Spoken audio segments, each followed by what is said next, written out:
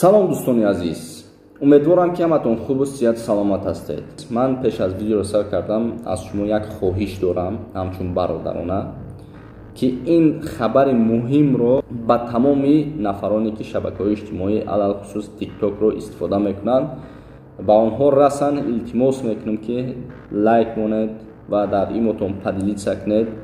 ягон фикри хитона ягон чи нависед дар комментария, баъдан мешинем ба ҳазур тамошо мекунем оё суханои ман ҳақ аст ё не, ба ҳазур тамошо мекунем. дӯстони азиз, як муроҷиат дар бораи ҳамон тиктокерое ки дар тикток батл мегзаронанду шуморо фанду фиреб мекунад, шумо ба онҳо ҳадия яъне туҳфа падарка ба воситаи суратҳисоби худтон ба онҳо пул мепартоед.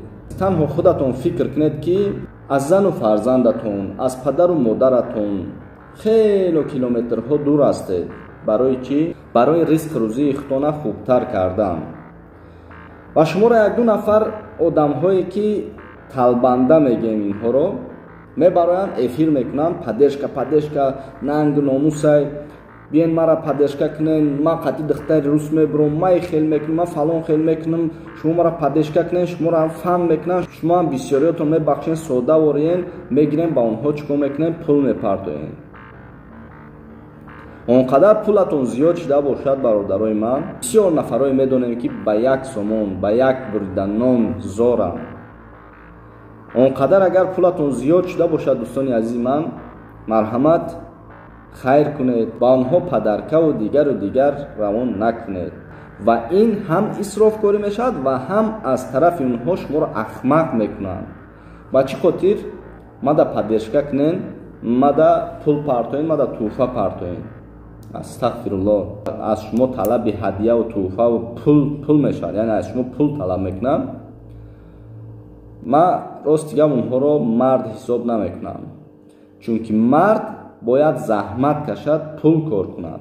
барои ҳамин дӯстони азиз як хоҳиш доштам ки ба онҳо дода нашавед, яъне ки кадоме ки аз шумо тикток истифода мебаренду шуморо фанду фиреб мекунанд, падешка кунен, ҳамватани хита. ҳамватани мо барои ҳамватанмон падешка кардан ҳамеша мо омодаем ба дигар мавзӯъҳо, лек барои шумо не.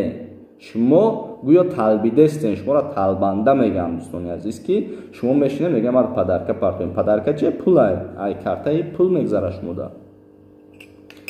ба ҳамин хотир дӯстон, танҳо аз ман гуфтан, аз шумо амал кардан. ман хидмам қариби 10 000 подписчик дар тикток дорам, не ки ман умуман эфирам намекунам, умуман аз ягон касам падарка талаб намекунам ва фикр мекунем ки ин кори мардакӣ нест.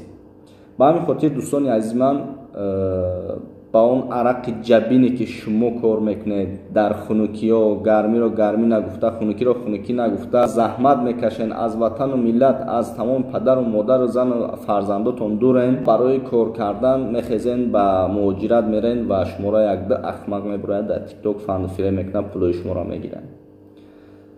накунед дӯстони азиз. бисёриётон медонем, мешиносем дӯстони азиз, ман ҳам блогер ҳастам, дар YouTube 315 000 обуначӣ яъне подписчик дорам. лек то ҳозир ман 3 сол аст фаъолият мекунам дар шабакаи YouTube. то ҳол аз ягон кас пул талаб кардагӣ нестам. чизе мекунам ба меҳнати худам мекунам дӯстон, аввал охир худо. ва дар TikTok таи 10 000 подписчик дорам ки дар он ҷам эфир намекунам. бикунамам ягон таи шумо ма падарка, падешка талаб намекунам.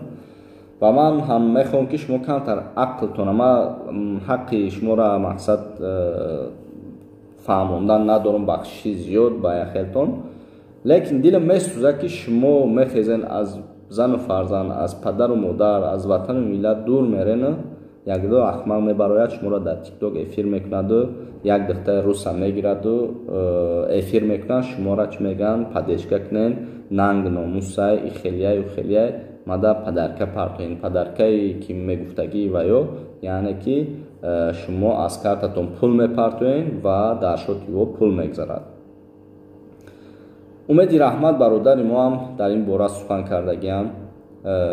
фикр мекунем ки гӯш кардагиен ва ман ҳам шояд мемонам гӯш кунед. камтар ақлтона кор фармоед. барои падешка кардан бисёр нафарое ҳастанд ки барои як бурида нон зоранд. ҳамаи мо шумо медонем. به همین خاطر بیایید همین تیکتوکرایی که در بطلرایی که در همین تیکتوکای توجیکستان هستند، دخترها علاوه خصوص دخترها شما شرم دارین و نفرایی که مردکایی که پول طلب میکنن، پدشگاه طلب میکنن، شما هم شرم دارین. خیز وردار رفته کار کن برادر. تا ویدیو آینده الله نگهبانتون باشه. خداوند همه ما را عقل سالم نصیب گرداند و از همه شما احترام خواهش میکنم که در این متون پارتونید تا اینکه دیگران بودن و خبردار شوند، پولشون حیف نکنن، اسراف نکنن. رحمت.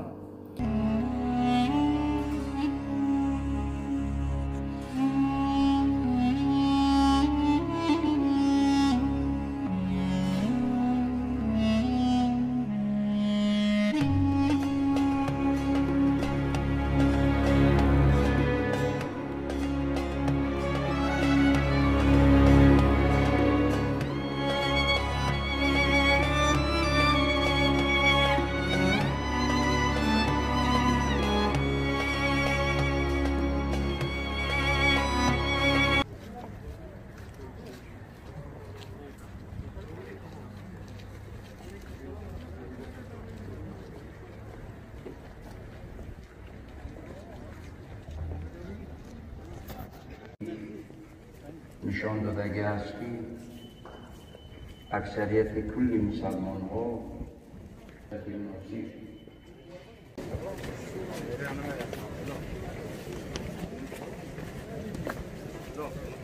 روزی سعیدی جمعه در شهر دوشنبه.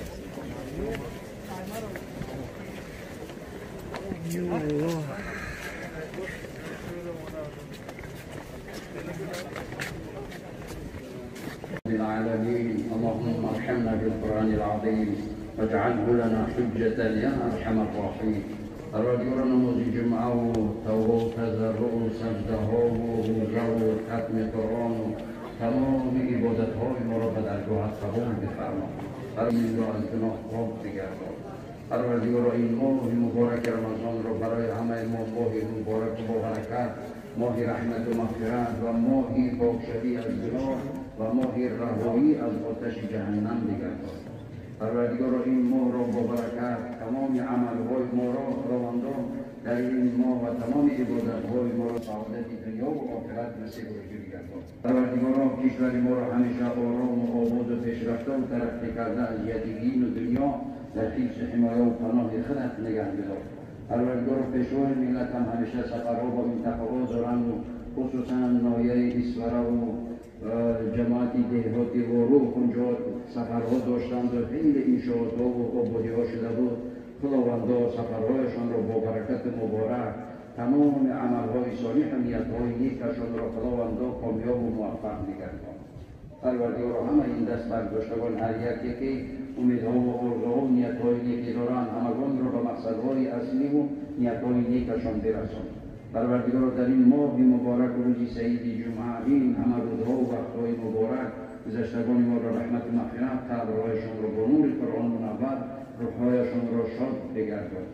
پروردگار قرآن را برای همه ما در این دنیا رفیق، پروردگار قرآن را در اون قبر تنگ و تاریکی دیگر با ما هیچ کس نمیباشد، انیس و مونیس، و در روز آخرت که دو عبادتی هست که صاحبش را شفاعت میکنند، این قرآن از آن پروردگار قرآن رمضان را شفاعتگر ما و گذشتگان ما و آیندگان همه ما بگردان.